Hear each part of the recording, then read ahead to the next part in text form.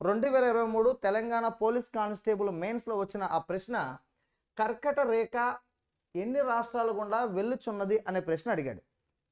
So tropic of cancer flowing how many states అనే ప్రశ్న అడగడం జరిగింది. సో అక్కడ ఆప్షన్ ఏ 1 అనేది మనకి ఒడిశా అండ్ బీహార్ అని ఇచ్చాడు. So option 2 Bihar and Uttar Pradesh, option 3 Maharashtra and Goa, option 4 Manipur and Chhattisgarh. So tropic of cancer flowing states అని ఇవ్వడం జరిగింది. మొత్తం అన్ని స్టేట్స్ ఇవ్వకుండా అది ఏ స్టేట్స్లో వెళ్తుందో ఐడెంటిఫై చేయమని ఇవ్వడం జరిగింది.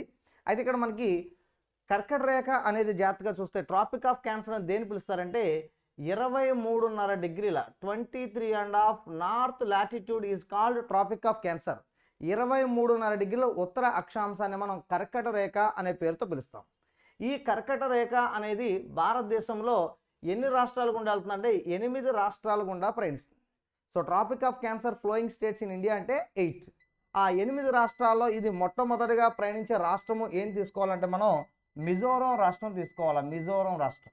ఆ మిజోరం రాష్ట్రం తర్వాత రెండోది త్రిపుర రాష్ట్రం తీసుకో, ఆ తర్వాత వెస్ట్ బెంగాల్, ఆ తర్వాత జార్ఖండ్, ఆ తర్వాత ఛత్తీస్గఢ్, ఆ తర్వాత మధ్యప్రదేశ్, ఆ తర్వాత రాజస్థాన్, ఆ తర్వాత గుజరాత్. సో ఇలా మొత్తం కర్కట రేఖ 8 రాష్ట్రాలు గుండా ప్రయాణిస్తుంది. So tropic of cancer flowing states first one is Mizoram, second one Tripura, third one west Bengal, fourth one Jharkhand, fifth one Chhattisgarh and sixth one Madhya Pradesh, seventh one Rajasthan, eighth one Gujarat.